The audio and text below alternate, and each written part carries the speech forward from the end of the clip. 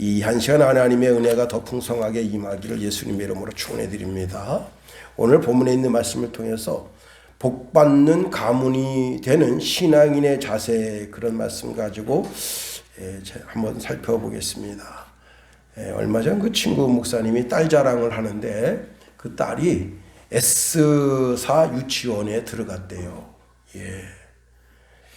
그러니 자랑할 만합니다.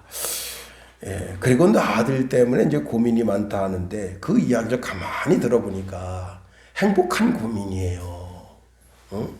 이제는 그동안 한 2년 쉬었는데 그래도 괜찮은 회사 들어갔으니 이제 좋은 자매 만나서 결혼하면 원이 없겠다, 그런 말을 합니다. 여러분, 아들이 있으니까, 딸이 있으니까 그걸 가지고 자랑하는 것 아니겠어요? 물론 아들 자랑, 딸 자랑, 자기 마누라 자랑은 팔불출이라 그렇게 말하지만 그래도 사람이 자랑하고 싶어하는 것이 사실입니다. 자식이 있으니 그 자식을 통해서 행복을 받아 누리는 겁니다. 물론 자식이 늘 기쁨만 주는 것은 아니에요. 때로는 자식 때문에 속상한 일이 왜 없겠어요. 그러나 그것도 자식이 있으니 누리는 복의 복목이다 하는 겁니다. 어떤 분은 이제 무자식이 상팔자라 그런 말합니다. 자식이 너무 속색이니까 한번 해본 말이지 사실은 부모님의 진심은 그것이 아닙니다. 지난 화요일 날 시골에 열무김치를 담그러 갔습니다. 어머니가 이제 코로나에 걸리셔가지고 이거 어떻게 하나 그런저런 생각이 많이 오고 가더라고요. 그래서 이제 어머니한테 전화해서 코로나도 걸리시고 그러셨으니까 일주일 있다가 김장 담그시면 어떻겠습니까? 그랬더니 일정 잡았으니 하자. 근데 저는 그게 아니잖아요. 제가 코로나 걸리면 예배가 폐쇄되잖아요. 전면. 참 두렵고 떨리는 마음으로 시골집에 갔습니다. 그리고는 이제 김장 담글 때 10시 좀 안 돼서 도착해서 한 3시에 끝났는데 계속 마스크를 또 쓰고 어머니한테서 그 코로나균이 올까봐 그런 마음으로 김장을 담궜습니다. 여러분, 동네 코로나 걸렸다 누가 옵니까? 아무리 친한 친구라도 저 집 엄마 코로나 걸렸대 다 등 돌리고요. 전화도 없고 찾아오는 사람 한 사람 없습니다. 그러나 자식은 아니에요. 자식은 김장 담그다 코로나 걸리면 걸리지 뭐 하는 마음으로 가는 거예요. 여러분, 부모님이 병이 나보세요. 감기 몸살로 고통당해 보세요. 그러면 쫓아가서 약국에서 감기 몸살약 사다 드리고 또 그 병이 깊어지면 어떡합니까? 어머님을 모시고 아버님을 모시고 응급실에 가서 어머님을 고치게 해드리려고 하는 것들이 다 자식들의 마음이 아니겠습니까? 4월 21일 한겨레 신문에 신문 기사 제목이 이래요. 10살 때 한글을 뗐는데 생애 처음 쓴 말이 죽고 싶다 였다는 겁니다. 지금은 이제 62세 되신 분인데 김지철이라고 하는 분인데 너무 집이 가난해요. 그냥 밥 굶는 게 밥 먹는 것보다 더 많아. 그리고 아버지가 그렇게 술만 드시면 때리고, 그래서 자기가 동생 앞에서 죽고 싶다 그랬더니 형 같이 죽자 그러더래요. 근데 그때 죽었어 보세요. 인생 어떻게 되겠어요? 그때 정말 괴롭죠. 어린 것 10살짜리가 뭘 알겠어요. 인생 죽고 싶죠. 그러나 그 참고 인내하니까 그 집에 대를 잇고 그분이 또 결혼해서 자녀를 낳고 그 자녀가 또 자녀를 낳아서 지금 3대 4대 웃으면서 사는 것 아니겠습니까? 여러분, 아무리 집이 좋고 멋진 차, 멋진 아파트, 우리가 광진구에 살다가 왔는데 광진구에 거기에 무슨 아파트가 있는가 하면 대한민국에서 제일 비싼 아파트가 있어요. 이름을 잃어버렸는데 그런 아파트의 산들, 자식이 없으면 그 집은, 그 가문은 망하는 거예요. 그러나 자식이 있으면 소망이 있는 거예요. 희망이 있는 거예요. 제가 지난주에도 한번 말씀드렸습니다마는 어린 아들이 아침에 이제 학교를 딱 가는데 그 옆에 공사 현장이 있습니다. 그 공사 현장 이렇게 우연히 뭔가에서 끌려서 딱 쳐다보는데 거기 십장이라고 하는 분이 딱 서 있고 자기 아버님 못해 여러 명의 노동자들이 있는데 그 십장이 자기 아버님을 그 작업파는 굉장히 그 안에 쇠가 들어있어가지고 굉장히 아파요. 그걸 조인트를 까면서 자식 말이야 그따구로밖에 못해 하고 귀싸대기를 때립니다. 그걸 자기가 본 거예요. 와, 우리 아버지가 아침에는 아들아 돈 벌러 갔다 올게. 그냥 의기양양해서 갔는데 십장 앞에 머리를 푹 숙이고 한마디도 못하고 의도 터지는 거 보면서 야, 내가 돈 벌어가지고 내가 그냥 우리 아버님 길을 살려줘야 되겠다. 그래가지고 얘가 그 어린 나이에 그때부터 주식을 배우고 그리고 돈을 벌면 신문 돌려서 그 돈을 벌면 그걸 저축을 하고 그 다음에 주식에 투자하고 그래서 31살 됐는데 집이 8채. 여러분 서울에서 집 8채면 엄청난 부자입니다. 그리고 자기가 주식으로 움직이는 돈이 70억이 있다. 자기 집안을 이렇게 세운 거죠. 자기 아버님에게 좋은 집 그 8채 중에 한 채 들어가 살게 하고 그리고 최고 좋은 차. 요즘은 나이가 많이 드시니까 운전하기가 쉽지 않잖아요.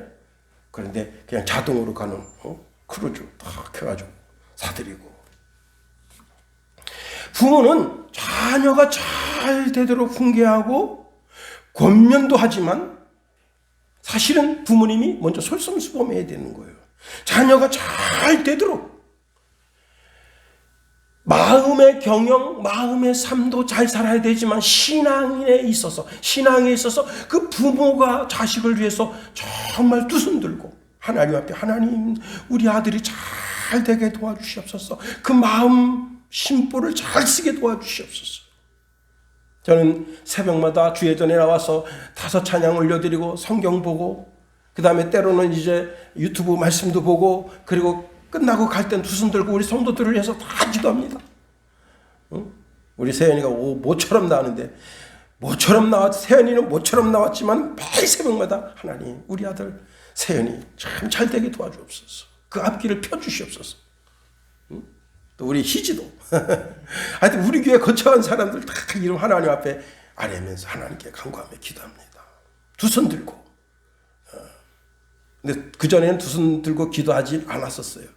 그런데 제가 출애굽기 18장에 보면 모세가 두 손 들고 기도하니까 여호수아 군대가 이기더라. 그리고 여호와 니시라고 이름을 쓰고는 뭐라고 하나님이 명령해 주셨는가 하면 내가 여호와의 깃발 위에 손을 들면 여호와께서 영원토록 아말렉 사람들과 싸우실 것이다. 나의 대적과 하나님이 내가 싸우면 문제가 생기는데 하나님이 나 대신 싸워주신대. 그래서 내가 손들고 하나님 오늘 하루를 시작하는데 하나님께서 앞서 행하여 주시옵소서. 그렇게 기도하는 겁니다. 우리가 자녀들에게 이래라 저래라 잔소리하는 부모가 되기 전에 먼저 본이 되는 부모님이 되어야 되는 겁니다. 그리고는 기도의 손이 내려오지 않는 부모가 되어야 하는 겁니다. 우리가 모범이 되는 부모, 기도하는 부모가 될 때 그 자녀의 앞길이 열려지게 될 줄 믿습니다. 그 이희돈 장로님 그 어머니가 새벽 예배 그 교회는 새벽 예배를 4시에 드려요. 그러니까 굉장히 부지런해야 돼. 4시에 새벽 예배 드리고 그리고 이제 집에 오면 5시쯤 5시 한 10분 15분 되는데 밖에 그 한겨울날 그 손이 얼마나 추워요. 손이 꽁꽁한데 그 손을 딱 갖다가 그 이희돈 장로 머리에 딱 손을 얹고 기도합니다. 하나님 이 자식 잘 되게 도와주시옵소서. 그랬더니 그 친구들이 다 그냥 대한민국의 난다긴다 하는 아들들이에요. 무슨 대재벌 회사 아들들입니다. 그런데 그 대재벌 회사 아들들은 기껏 해봤자 그 기업 이어받아서 그 기업에 회장되고 사장된 것 뿐이에요. 그러나 이희돈 장로는 하나님께서 길러주시니까 세계무역 총재가 되는 거 아니에요? 그런 역사, 그런 축복이 오늘 여러분 심령과 삶 속에 있어지기를 예수님의 이름으로 축원해드립니다. 그러면 자, 자식이 복받는 부모, 되려면 어떻게 해야 되느냐? 오늘 본문에 있는 말씀을 통해서 네 가지로 한번 살펴봅니다. 첫 번째는요, 복이 되는 자녀들에게 복을 끼치는 부모가 되려면 어떤 부모가 되어야 되느냐? 찬양하는 부모가 되어야 한다고 하는 겁니다. 오늘 보면 시편 112편 1절에 보니까 첫 단어가 할렐루야입니다. 그 뜻이 뭐냐면 여호와를 찬양하라는 뜻입니다. 그런데 우리가 할렐루야라고 외칠 때 그 외치는 외침이 하나님은 최고예요. 하나님은 최고예요. 그러면서 그 할렐루야를 하나님이 들으시면 하나님이 마음이 그냥 하신다는 거예요. 우리가 여러분 기도할 때 기도는 천사들이 그 기도를 받아가지고 하나님 보좌 앞에 쏟아놓습니다. 그러나 찬송할 때 하나님 우리의 찬송을 받으시기 위해서 내 찬송 가운데 거하신다고 말씀을 하고 계시는 겁니다. 이스라엘 백성들이 찬송할 때, 아니 나 혼자 골방에서 찬송할 때, 아니 복음서가 한 구절을 읊조릴 때, 그때도 그 찬송을 받으시기 위해서 하나님이 내 찬송 가운데 거하시기를 원하신다. 예수님께서 예루살렘에 입성하는데 수많은 아이들이 호산나 호산나 다윗의 이름으로 오시는 이여 찬송을 받으소서, 찬송을 받으소서. 예수님이 그 찬송을 받으시면서 어떻게 하십니다. 그런데 이제 예루살렘 성을 통과해서 성 안에 들어가니까 어른들은 거기 보니까 대제사장이 있죠, 서기관이 있죠, 바리새인들이 있죠. 그러니까 찬송을 못합니다. 근데 애들은 몰라요. 그런 눈치 같은 게, 어른 눈치 같은 걸 안 봐. 그냥 예수님 쫓아가면서 호산나 호산나 그러니까 대제사장, 서기관, 바리새인들이 화가 났습니다. 여보시오, 이 애들 지금 뭐라고 떠드는 거예요? 이런 찬송을 못하게 하시오. 그랬더니 예수님 뭐라 말씀하셨습니까? 이 어린아이들이 찬송하지 않으면 이 돌들이 소리 지르리라. 왜? 우리 주님은 찬송 받으시기에 합당하신 분이시다. 찬송 받고 싶다. 어린아이 젖먹이 입술로도 어떻냐 어떻냐 그 찬송을 받으시길 원하신다. 응? 저랑 교제하고 있는 장로님이 있는데 그 장로님이 요즘은 동영상을 잘 안 보내주시는데 옛날에는 뻔질나게 동영상을 보내주셨는데요. 야, 한 5살 됐겠나? 그 애가 무릎 꿇고 손을 들고서는 주여 주여 주여. 여러분도 한번 보셨을 거예요. 응? 쬐깐한 게. 그리고 찬송을 하는데 그냥 어른 찬송하는 것처럼 박수치면서 찬송합니다. 저는 그거 보면서 주여 이 애가 잘 됐으면 좋겠네요. 응? 그렇습니다. 하나님도 내가 할렐루야 찬송과 존귀를 받으세요 할 때 하나님 대하시고 그 찬송을 기뻐하십니다. 여러분 쿠웨이트에 한 신혼부부가 그 혼인신고서 쓰고 나오자마자 이혼했어요. 그 무슨 얘기인가 하면 이제 두 부부가 신혼여행 갔다 오고 그리고 혼인신고서 그걸 쓰고 딱 나오는데 그만 계단이 좀 미끄러워가지고 신부가 새색시죠. 이제 결혼한 지 일주일도 안 됐어요. 그리고 지금 그 혼인계약서 그걸 써서 우리 결혼했습니다. 그걸 이제 정부에다가 지금 내고 있는 거예요. 그럼 나오다가 계단이 좀 안 좋아가지고 여자가 미끄러졌어요.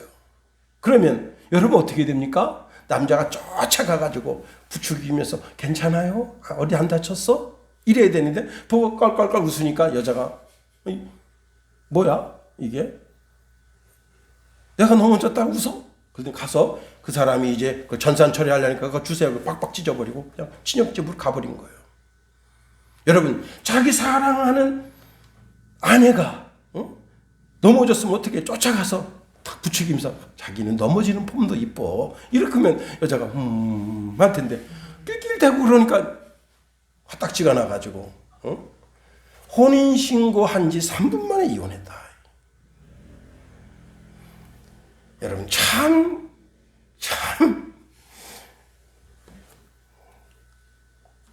여러분 이사하면 이삿짐센터에서 와서 다 농, 책꽂이 모든 가구를 다 배치해 줍니다.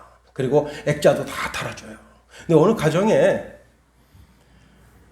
이제 액자를 많이 달았는데도 4-5개가 이렇게 남아 있어서 그 이삿짐 센터가 직원들이 다 가버리고 나서 어떻게 할 수가 없어서 아내가 여보 아이고 액자 이거 몇 개 더 달았으면 좋겠는데 당신 못 박을 수 있어? 그랬더니 어디서 전동드릴 하나 구해가지고 와가지고는 다 의시되더니 막 벽에다 툭 가가지고 못을 하나 딱 박은 거예요. 아주 튼튼하게 못을 박았어요. 그래서 그 아내가 칭찬하는 거예요. 야 여보 멋지네. 응? 우리 남편 이런 것도 할 줄 아는 능력자네. 그랬더니 뭐 더 안 박아도 되는데 계속 전동들이 들고 다니면서 여보 어디 못 박을 데 없어? 어디 못 박을 데 없어? 그랬더라는 거예요. 여러분 내 남편 여보 참 당신 멋져. 당신 능력자야. 그럴 때 남편이 가슴이 쭉 열리고 여러분 직장에 가서도요. 직장 상사가 좀 욕해도 이 자식들아 우리 집에 가면 우리 마누라가 나를 최고 멋진 사람이라고 그렇게 선언하고 있다. 그러면서 그 시련을 이기는 거예요. 그런데 아이고 뭐 또 하나 못 박아. 아이고 쪼다 같아. 그러면요 그 사람요 회사 가서 나는 회사에서도 쪼다 같고 집에 가도 쪼다 같은 인생이구나. 못 버티는 거예요. 애들도 마찬가지입니다. 애들도 어떤 아빠가 아들 방에 쓱 들어갔는데 아들놈이 글쎄 성적표 요즘 중간고사 시즌이잖아요. 성적표를 쓱 갖다가 거기 딱 올려놨는데 거기다 일기장 이렇게 쓴 거 난 망했다. 근데 아빠가 우연히 들어가서 딱 보니까 성적표를 딱 보고 있는 거예요. 그런데 아들이 샤워하고 딱 아빠 그거 보면 안 돼. 딱 보니 아빠가 보니까 수학이 30점이에요. 에휴 이런 건 아빠 안 닮아도 되는데 그럼 쓱 나오더니 아들아 좀 노력 좀 해라. 그랬더니 얘가 알았어. 그랬더니 수학을 열심히 해가지고 기말에는 2학기 기말에는 어느 정도 성적을 올려놨다는 거야. 성적표 이 새끼가 말이야 비싼 돈으로 학원 보냈다니 이게 있다고 공부 때려쳐. 그러면 애가 어떻게 됐겠어요? 지는 뭐 잘했나? 그리고 삐지는 거예요. 그렇습니다. 그런데 그런 것처럼 하나님께서 최고 기뻐하시고 최고 은혜를 영광을 나를 통해서 받으시는 것이 뭐냐? 할렐루야 할렐루야 이렇게 고백하는 것을 하나님 기뻐하신다는 거예요. 여러분 하나님은 지위가 높은 사람의 찬양만 받으시고 지위가 낮은 사람의 찬양을 등한히 하시는 그런 분이 아니십니다. 지위 고하를 막론하고 누가 찬송하든지 그 찬송을 다 받으신다. 시편 115편 13절에 보니까 높은 사람이나 낮은 사람을 막론하고 여호와를 경외하는 자에게는 복을 주시리로다. 찬송하는 사람이 얼굴이 이쁘든지 미쁘든지 그렇지 않든지 뭐 그럭저럭 살든지 어떤 사람이든지 과거가 형편이 없고 오늘 살아가는 삶이 영 하나님 보시기에 합당하지 못하더라도 할렐루야 하고 찬송하면 하나님이 그 사람의 삶을 돌아보시고 복되게 해주신다는 겁니다. 왜? 하나님께서 내가 찬송할 때 하나님은 최고로 기뻐하시지만 사실은 인간을 지으신 목적이 뭐냐면 내가 이 백성을 나를 위하여 지었나니 내 찬송을 부르게 하려 함이라. 우리를 창조하신 목적이 뭐냐면 내가 제 입술을 통해서 할렐루야 하나님 영광 받으소 그 찬송을 받으시기 위해서 나를 창조하셨다는 거예요.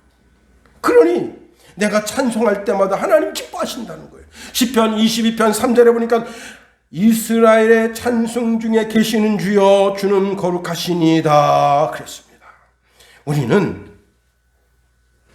하나님의 사랑을 독차지하는 하나님의 귀염둥이가 되어야 돼요. 자, 하나님의 귀염둥이가 되는 것은 다른 것이 없어요. 찬송을 많이 올려드리는 거예요. 그럴 때 하나님 기뻐하시고 기뻐하시는 자에게 은혜와 은총을 주시는 겁니다. 여러분 다윗의 가문을 이야기할 때 다윗의 가문을 뭐라고 말하는가 하면 이새의 가문이다. 다윗을 말할 때 이새의 아들이다 그렇게 말해요. 이 이새의 아들이라 이새의 가문의 아들이다 그 말이 뭐냐면 그 동네에서 별 볼 일 없는 천한 집이라는 뜻입니다. 천한 집. 그런 거기에다가 다윗을 이새의 아들이라고 말할 땐 그 집에는 8명의 형제가 있는데 그 8명 형제 중에서 가장 천한 놈이 누구냐? 다윗이에요. 막내니까. 그 집에 가장 존귀한 자가 누구냐? 엘리압입니다. 장형. 어디든지 그 집의 장남은 귀여움을 받습니다. 그 재산을 다 독차지하는 거예요. 응? 그래서 사람들이 그 집의 장남을 먼저 쳐다보지 그 집의 막내를 안 쳐다봅니다. 그런데 다윗은 어떤 사람이냐? 찬송하는 사람이에요. 다윗이 쓴 시편이 이 시편에 얼마나 많이 들어가는지 몰라요. 그럼 앉으면 찬송, 서면 찬송, 양무리를 몰고 가면서도 찬송, 그리고 골리앗을 때려잡을 때도 찬송, 뭘 할 때마다 찬송. 그가 찬송을 얼마나 하나님 앞에 열심히 올려드렸던지 그가 찬송할 때는 귀신도 떠나갔다. 귀신도. 그래서 당시에 사울왕이 귀신 들려가지고 그 귀신 때문에 계속 고통을 당합니다. 귀신이 여기 그냥 들어와가지고 그 생각을 막 번뇌하게 하는 거예요. 사람의 마음을 막 의심하게 하는 거예요. 여러분 궁예가 나중에 그 뭐 관심법인가 뭐 그거죠. 다 그 정신질환이에요. 정신질환. 응? 그래서 사람 때려 죽이는 거예요. 그러니까 사울왕이 이 귀신 들려가지고 귀신 역사하니까 막 이 생각 저 생각 저 새끼가 나한테 지금 바르게 충성하고 있는 거 어쩌는가. 심지어 자기 아들도 죽이려고 달려드는 거 아니에요. 그런데 다윗이 그 앞에서 수금을 차면서 찬송하면 그 찬송 속에 그 찬송을 받으시려고 여호와 하나님 인지하시니까 귀신이 그냥 확 떠나버리는 거예요. 찬송하는 자에게 주시는 복이 이렇게 강력한 겁니다. 어떤 분은 나는 악기를 못하는데요. 악기를 타는 분들은 더 악기로 기타 치면서 제가 막 청년 때 고등학교 때 기타 치면서 제가 대학 다닐 때 캠퍼스에 앉아가지고 기타 치면 문 여성들이 와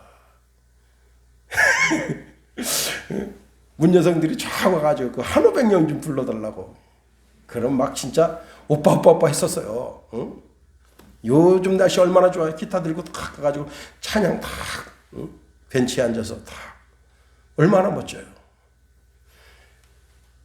멋지게 찬양해서 하나님께 영광을 올려드리면 얼마나 좋겠습니까? 우리나라 그 전자회사 중에 대우전자회사가 있었어요. 대우그룹 그 회장님이 김우중이라고 하는 분인데 그 어머님이 권사님이에요.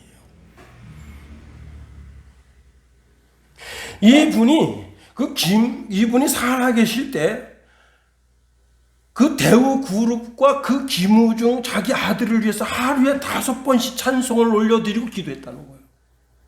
그래서 그때 당시에 어떤 이야기가 있었는가 하면 해가 지지 않는 나라는 영국이지만 해가 지지 않는 기업은 대우다 그랬어요. 근데 그 어머니가 돌아가셨습니다. 더 이상 그 아들을 위해서 기도하는 기도의 사람이 없어요. 그가 어떤 책을 썼습니까? 세계는 넓고 할 일은 많다. 그리고는 많은 젊은이들에게 세계를 향하여 나갈 것을 설파했어요. 그런데 그 말로가 어떻게 됐습니까? 비참하게 됐잖아요. 그가 김포 국제공항을 통해서 우리나라에 들어올 때 신문 제목이 이랬어요. 세상은 넓지만 그가 기댈 곳은 아무것도 없었다. 여러분, 그의 삶 속에 찬송이 사라지니까 하나님의 손이 떠나니까 비참하게 되는 거예요. 누가 날 위해서 기도해 주면 좋겠는데 아니에요. 저도 기도 부탁받은 분들이 많이 있어서 새벽마다 그분들을 위해서 기도해 드립니다. 그런데 내가 찬송 올려드릴 때 아침에 일어나자마자 저는 찬양을 5개를 올려드립니다. 요즘은 복음성가 해서 복음성가 하니까 빨리 끝나고 좋긴 좋더라고요. 복음성가 요즘 젊은이들이 좋아하는 복음성가 그걸 배우고 그걸 올려드립니다. 여러분 하나님께 할렐루야 할렐루야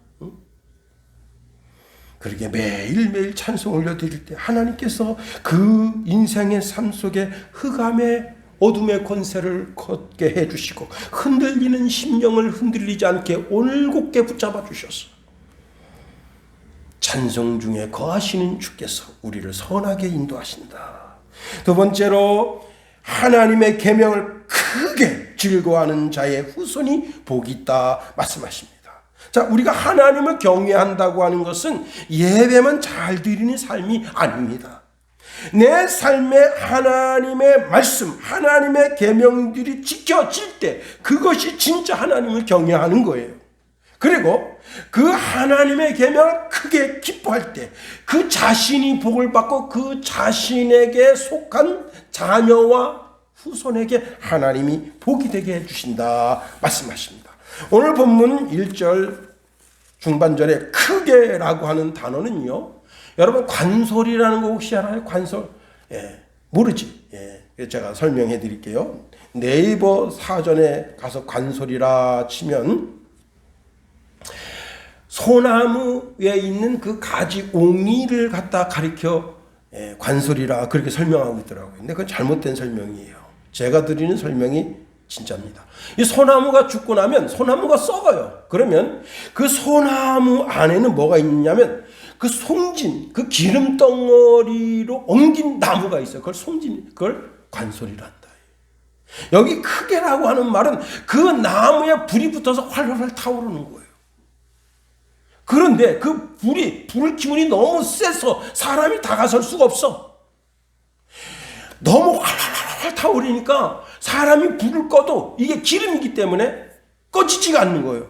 옛날 일제시대 때 기름이 모자라니까 이 관솔을 모으게 해서 그 관솔을 뜨겁게 가열하면 거기서 기름이 나와요. 그 기름 가지고 비행기 전투기를 움직이는 기름으로 썼다. 이게. 다시 말하면 여기 하나님의 계명, 하나님의 말씀을 크게 기뻐하고 즐거워한다고 하는 것은 그 자기 심령 속에 하나님의 말씀에 대한 열정이 너무 강해가지고 세상의 그 어떤 시련, 역경, 환난도 그 말씀을 꺾을 수 없다는 거예요. 그 말씀대로 살려고 하는 열정을 꺾을 수가 없다는 거예요. 그럴 때 하나님께서 그 인생에게 복을 주신다. 예수님도 뭐라고 말씀하십니까? 요한복음 14장 21절에 보니까 나의 계명을 지키는 자라야 나를 사랑하는 자니 나를 사랑하는 자는 내 아버지께 사랑을 받을 것이요 나도 그를 사랑하여 그에게 나를 나타내리라 말씀하십니다. 여러분, 내가 요 사람을 거짓말로 속여가지고 조금 이득 볼 수 있어요. 그러나 그 이득이 오래 못 갑니다.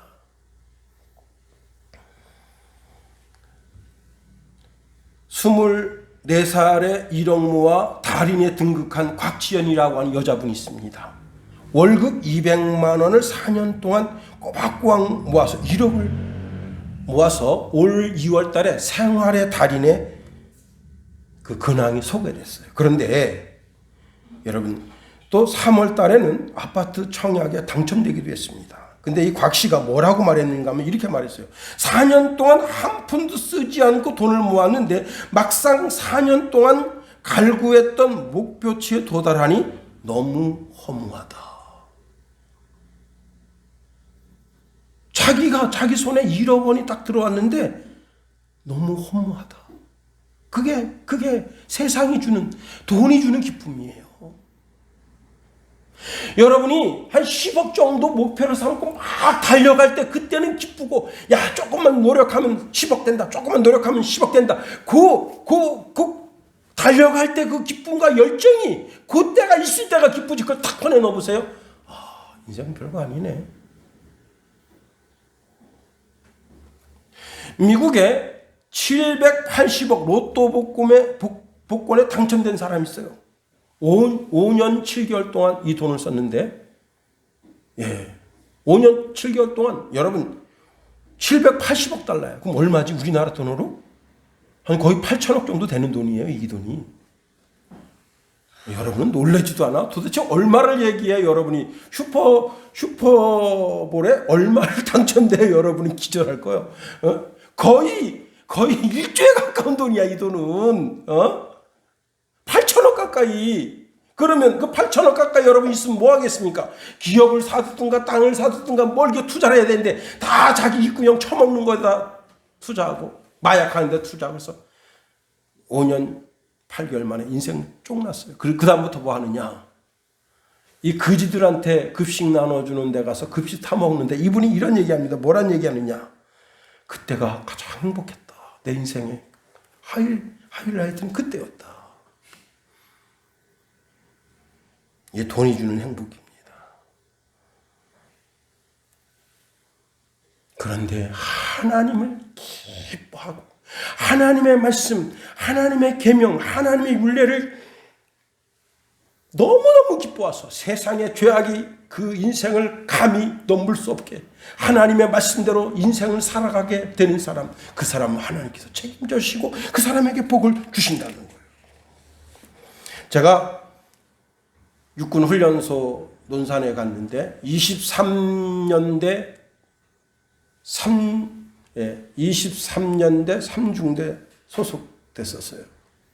근데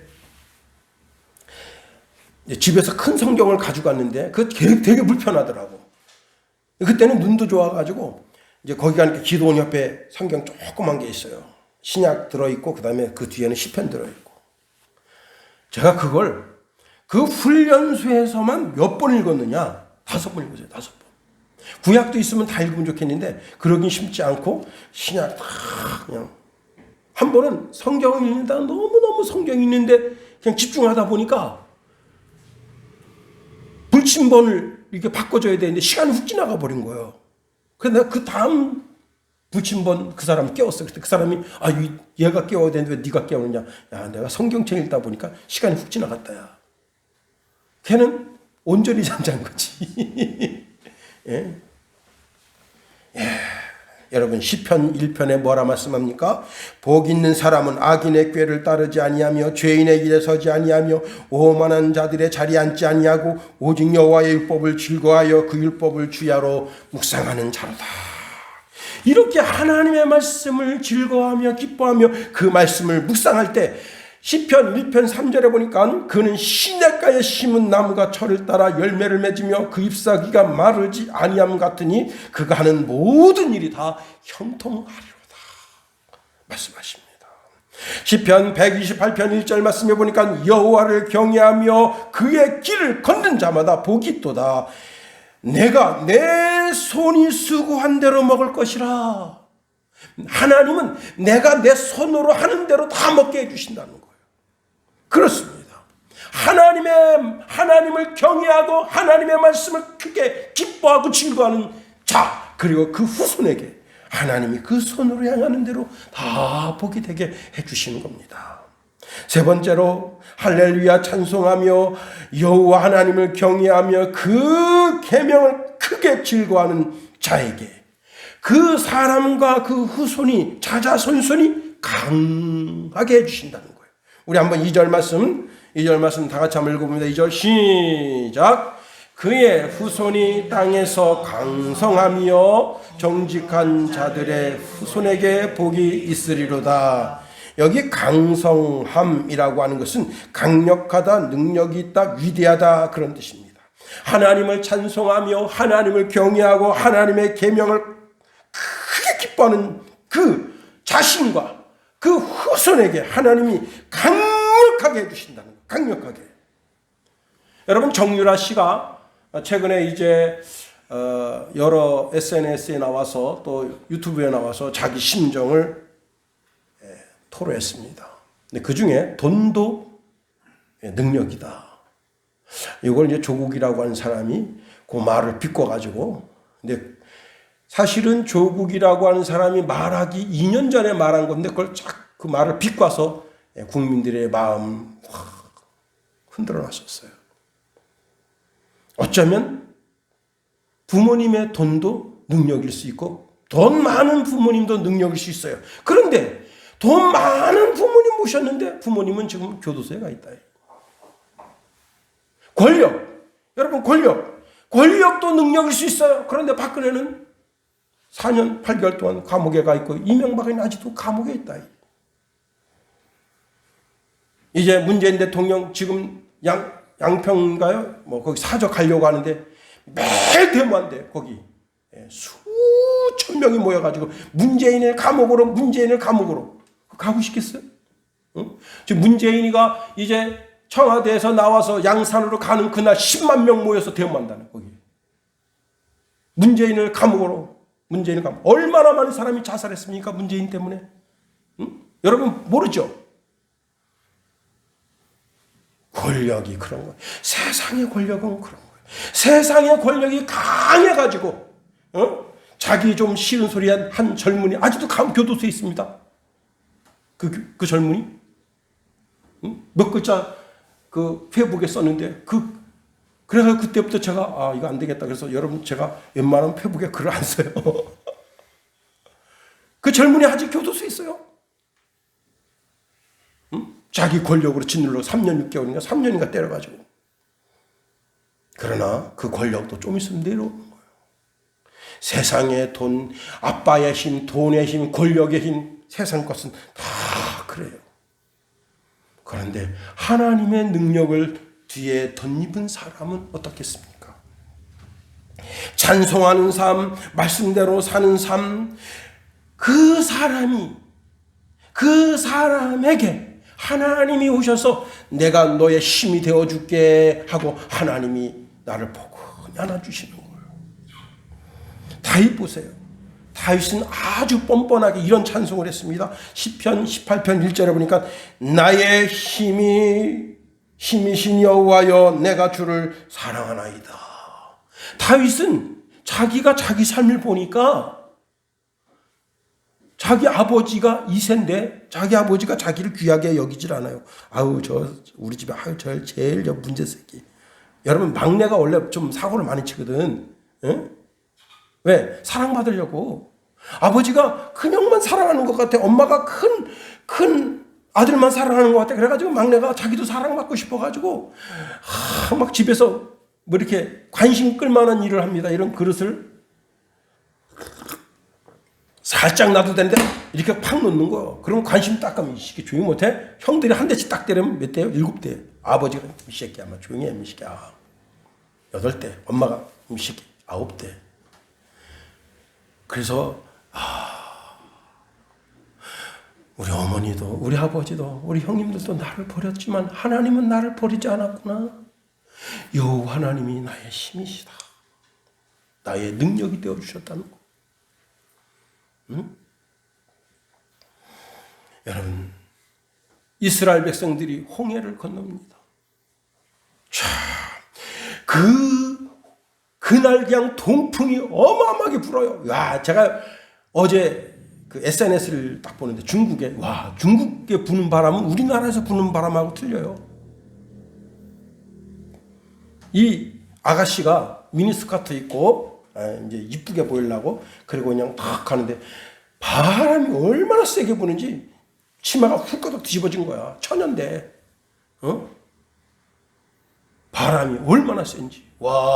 근데요 큰 탱크로리가 있어. 거의 한 20m 정도 되는 탱크로리. 그게 그 바람에 슉슉슉 가서 저기 처박혀요. 근데 하나님이 바람을 홍해에다 불어가지고 바다를 가르시는 거예요. 그리고 이스라엘 백성 그걸 다 통과한 거예요. 모세가 손을 들고 있다가 이제 하나님의 명령대로 손을 딱 합치려고 하는데 애국 군대가 그 중간에 들어왔어. 다 기도의 지팡이를 딱 내리니까 그냥 물이 합쳐지면서 다 죽어버린 거예요. 그때 이스라엘 백성들이 거기서 자신들을 추격하던 원수 마귀와 같은 저 애국 군대, 그 군대를 수장시키는 걸 보고 서고치면서 막 미리암이 막 춤추며 하나님께 영광 올려드리는데 그때 다윗이 이런 시를 고백합니다. 출애굽기 15장 1절에 보니까 이때에 모세와 이스라엘 자손이 이 노래로 여호와께 노래하니 일렀으되 내가 여호와를 찬송하리니 그는 높고 영화로우시며 말과 그 탄자를 바다에 던지셨으므로다. 여호와는 나의 힘이요 노래이시며 나의 구원이시로다. 그는 나의 하나님이시라 내가 그를 찬송할 것이요 내 아버지의 하나님이시라 내가 그를 높이리라. 여러분 세상 살면서 아버지 백도 현찮고 어머니 백도 현찮고 친구가 주는 그 위로도 현찮고 그러면 다른 것 없어요. 주회전에 나와서 무조건 찬송만 올려드리는 거야. 그냥 10찬송, 100찬송 하나님의 응답하심이 있을 때까지 계속해서 찬송 올려드리는 거예요. 그때 하나님이 내가 너 힘되어주마. 내가 너의 뒷배가 되어줄게. 믿음의 조상이라고 하는 아브라함도요, 쫄았을 때가 있어. 쫄았을 때. 어떤 때 쫄았는가 하면 당시 그돌라오멜이 연합군을 딱 해가지고 소돔과 고모라를 쳐가지고 소돔과 고모라에 자기 조카가 있는데 자기 조카 식솔들을 다 잡아간 거예요. 혹자가 와서 아브라함에게 일러줍니다. 그래서 자기 집에 318명의 군사 그리고 동맹 맺은 그 주변에 이제 동맹 맺은 부족과 함께 가서 쳤어요. 쳐서 그돌라오멜을 박살을 내고 자기 조카 일행 그리고 이제 자기 그 318명의 군사들이 거기서 막 금은보와 이런 걸 막 챙겨가지고 왔어요. 승리한 거예요. 얼마나 기쁩니까? 자, 그래서 이제 자기 거처에 와서 이제 참 기쁜 삶을 살고 있는데 이상한 소문이 들려요. 무슨 소문이 들리는가 하면 그돌라오멜이 알고 보니까 현찮은 놈한테 당한 거야. 그돌라오멜의 이 연합군은 아주 강한 군대입니다. 근데 강한 군대가 그만 승리감에 도취돼서 술 먹고 나태한 상황 속에 있다가 허점이 딱 찔린 거예요. 화가 난 거야. 그래서 다시 이제 연합군을 다시 모으면서 야, 아브라함 그놈을 완전히 씨를 말려버려야 되겠다. 완전히 아브라함과 그 관계된 놈들 다 죽여버려야 되겠다라고 하는 소문이 자꾸 아브라함의 귀에 들립니다. 아브라함이 쫄았어요. 야, 큰일 났다. 여기 가나안 땅에는 나를 지켜줄 만한 군대가 없어. 뭐가 없어. 요즘 같은 게 아니에요. 쫄아 있을 때 하나님이 나타나셔서 이렇게 말씀하십니다. 아브라함아, 두려워하지 말아라. 나는 너의 방패다. 너는 나의 지극히 큰 상급이다. 말씀해 주십니다. 여러분, 하나님께 할렐루야, 할렐루야, 할렐루야 고백하면서 하나님을 경외하며 그의 계명을 크게 즐거워하고 기뻐하는 자에게는 그를 강하게 해주시는 거예요. 그의 뒷배가 되어주시는 거예요. 그의 힘이 되어주시는 거예요. 그런데 여기서 더 중요한 것이 있어요. 그것이 무엇이냐? 그 힘과 능력과 힘의 원천이 나뿐만 아니라 내 자녀와 그리고 내 자녀의 자녀인 자손에게까지 3, 4대 이르기까지 복이 되게 해주시겠다는 거예요. 출애굽기 20장 6절에 보니까 나를 사랑하고 내 계명을 지키는 자에게는 천대까지 은혜를 베푸느니라. 오늘 보면 2절 말씀에 보니까 그 후손이 땅에서 강성하며 정직한 자들의 후손이에게 복이 있으리로다. 여기 후손이라는 단어가 어떤 단어인가 하면 나와 내 아들과 내 아들이 낳은 자녀, 그 뜻이에요. 3, 4대에 이르는 대. 그 집이 대대로 여호와의 복이 그 집에 임하게 그렇게 해주시겠다는 거예요. 누구에게? 정직한 자들에게. 미국의 한 가구점에 존이라고 하는 분이 이제 사원으로 살고 있는데 이 가구점이 어느 정도 정점에 딱 오르더니 계속 평행을 유지하는 거예요. 그 사장이 그 존이라는 그 사원을 불렀습니다. 책임자인데 이보게 우리 가구를 좀 많이 팔아먹으려면 이렇게 그 사교 모임에 가서 술도 마시고 그 다음에 이렇게 여러 여자들을 만나서 관계도 갖고 그래야 우리 사업이 크게 번성할 수가 있어. 그러니 자네가 그 예수 믿는다고 말이야 교회 가서 뭐 기도나 하고 뭐 그런 삶을 살지 말고 이제는 세상적으로 사교적인 삶도 좀 살면서 그렇게 우리 사업장을 한번 확장시켜 보게. 그랬더니 존이라고 하는 분이 이렇게 얘기했습니다. 저는 그렇게 해서 이 사업장이 확장되는 것도 원치 않을 뿐더러 굳이 그렇게 저한테 강요하시면 저는 사표를 내고 이 일을 그만두겠습니다. 그러니까 사장이 아주 괘씸한 놈 이렇게 된 거예요. 그리고 그렇게 1년, 2년, 3년 지나고 세월이 꽤 오래 흐른 다음에 사장님이 돌아가시게 된 거예요. 사장님이 자기가 이제 죽을 걸 예감하고 여보게 우리 그 가구점에 존이라는 사람을 불러주게. 그 존이 이제 그 가구점에서 일하다가 사장님 임종이 가까운 상황에서 그 병원에 달려갔습니다. 그 사장이 이렇게 말했습니다. 이보게 존, 자네가 믿는 그 예수님 나도 믿고 싶네. 나한테 그 복음을 좀 제시해 주게. 그래서 존이 복음을 제시해 줬어요. 그리고 며칠 더 사신 다음에 다시 존을 불렀습니다. 이보게 자네가 그 사업장 맡아주게. 지금까지 자네의 그 정직함과 성실함으로 사업장을 계속 이끌어가 주게.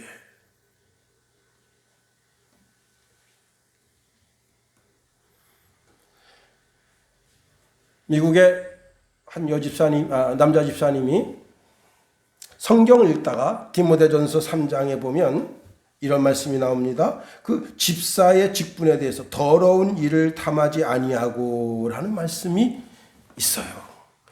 야, 집사는 더러운 이득을 취하면 안 되는구나. 그렇게 마음 먹고 이제 미국에서 한국으로 출장 나오는데 한국이 자기 집이에요.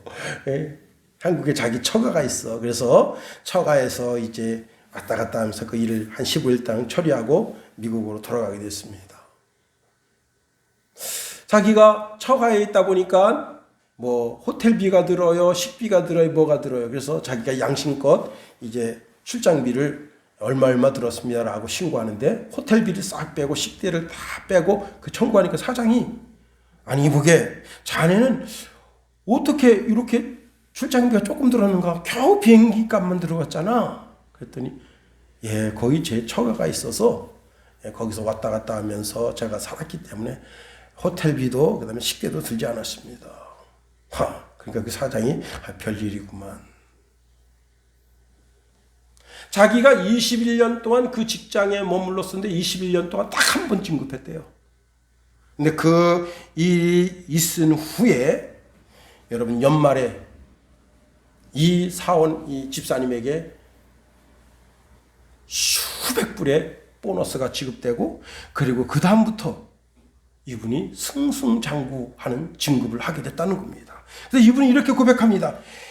정직은 인종도 초월한다. 하나님이 정직한 자, 그 본인뿐만 아니라 그 자식과 그 자손에게까지 복을 주신다. 오늘 우리가 어린이 주일입니다. 예비 아빠들이요, 예비 엄마들이요, 또 기존의 엄마 아빠들 어떤 삶을 살아서 우리 자녀와 자손에게 아름다운 은혜를 끼치는 삶을 살겠습니까? 오늘 본문이 주시는 말씀대로 찬송하는 삶, 하나님의 말씀을 크게 기뻐하는 삶, 그로 인하여 우리가 하나님 말씀을 내 삶을 통해서 이루고 더 정결하고 더 정직하게 살아서 나뿐만 아니라 내 자녀, 자자손손이 하나님의 은혜와 하나님의 축복이 떠나지 않는 믿음의 권속들 다 되기를 예수님의 이름으로 축원해 드립니다. 기도하겠습니다. 하나님, 우리를 붙드시며 인도하여 주시옵소서. 우리가 어떤 부모가 되어야 내 자녀와 자손들이 복을 받을까 말씀을 통하여 깊이 묵상하니 하나님이여 찬송하는 삶을 살게 하시고 더 하나님의 말씀을 기뻐하는 삶을 살게 하시고 또 뿐만 아니라 하나님 은혜와 은총 가운데 정직하고 강성해서 하나님의 영광을 올려드리는 우리 삶을 살게 하소서. 이로 인하여 하나님이 주시는 복록이 나를 통하여 자녀와 자자손손 하나님이 친히 약속하신 그대로 천대에 이르기까지 그 복이 임하도록 주장해 주옵소서. 예수님의 이름으로 감사하며 기도하옵나이다. 아멘.